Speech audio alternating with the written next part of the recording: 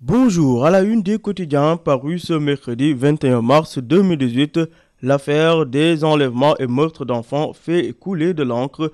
Nos confrères de l'Observateur reviennent à leur une sur le drame de Rufusque, l'arme du meurtre du bébé, c'est le titre à la une de l'Obs qui livre les témoignages déchirants de Khady Koranyai, le maire du bébé tué à Rufusque. Selon elle, il n'y a que la mort qui pouvait la séparer de son fils. La mère implorait de poursuivre que jusqu'au jour de la découverte macabre, elle était encore à la recherche de son bébé. Khady Koranyai déclare qu'aujourd'hui, son souhait le plus ardent, c'est de se retrouver face à l'assassin de son bébé. Pendant ce temps, la police est sur des pistes alors que de son côté, le président Macky Sall promet l'enfer aux criminels, renseigne le journal L'Observateur. Série d'enlèvements et de meurtres, ce n'est plus un jeu d'enfant, titre le journal Le Quotidien à sa une du jour. L'on apprend que la police sort les grands moyens pour mettre fin aux enlèvements d'enfants. L'État arme la police pour traquer les délinquants et juguler ce phénomène qui met la population sénégalaise dans une insécurité justifiée. Par ailleurs, Abdoulaye Diop, le directeur de la sécurité publique, précise qu'ils ont des pistes pour trouver le ou les coupables, nous dit le quotidien. Vox Populi renchérit et révèle que la police déploie son nouveau plan anti-rapt d'enfants.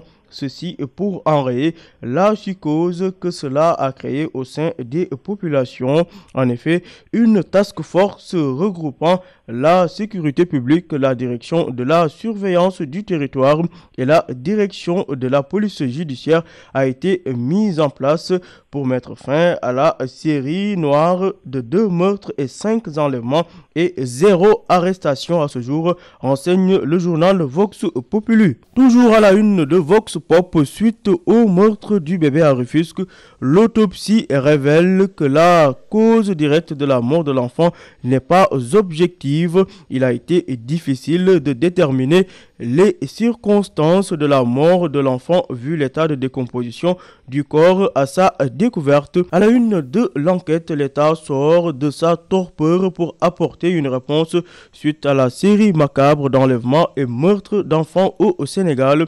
Le directeur de la sécurité publique annonce la mise en place d'une task force.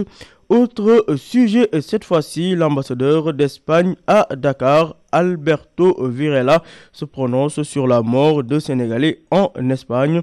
L'Espagne n'est pas un pays xénophobe ni raciste, a déclaré l'ambassadeur d'Espagne à Dakar.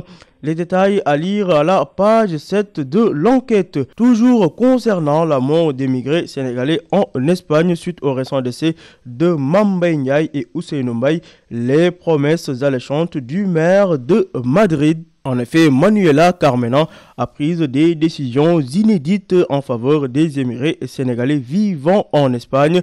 Elle a proposé une formation de 9 mois, une bourse de 400 € et un accompagnement pour l'obtention de papiers de séjour. Tout cela à condition qu'ils acceptent d'arrêter la vente dans les rues, a lancé le maire de Madrid. Nos confrères de l'AS qui précisent que le consul a été critiqué et l'ambassadeur aux abonnés absents pour assister les émigrés sénégalais.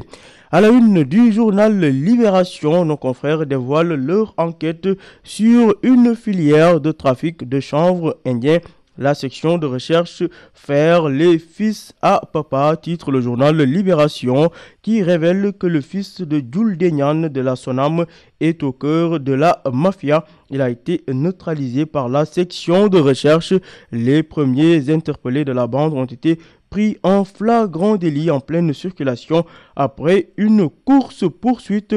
Tout cela à lire en détail, page 3 de Libération. Éducation, accord État et enseignants. Le président Macky Sall a versé 285 millions de francs CFA aux enseignants. Les détails financiers de la fiche de la mise en œuvre des accords depuis 2012 à lire à la page 5 de l'Observateur. Mort des Sénégalais en Espagne, Madrid livre sa version des morts sénégalais. il n'y a pas eu de bavure policière selon les autorités espagnoles. Et puis, processus électoral, le ministre de la Justice Ismaël Madior Fall défend le système de parrainage alors que l'opposition se braque. Tout cela à lire dans l'Observateur. Dans les colonnes de Vox Populi, l'opposition déclare la guerre à Macky et dit niet au système de parrainage, collecte et répartition des patentes des collectivités. Macky reprend la caisse.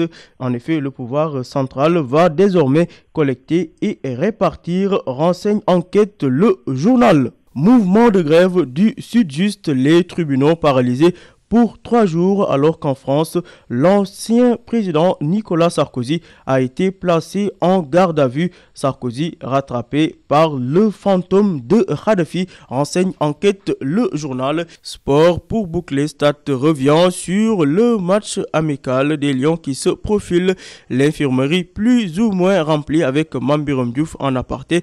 Fallou Diagne en voie de rétablissement alors que Gana Gueye est forfait et retourné à son club à Everton. D'autre part, Salif Sané, le milieu de terrain de l'équipe nationale du Sénégal, se prononce sur sa polyvalence. Je me sens mieux au milieu de terrain, a déclaré Salif Sané. Débat entre Mohamed Salah et Kevin De Bruyne, qui est le meilleur joueur de l'année. Nos confrères de Stade posent la question. À vos journaux et bonne lecture.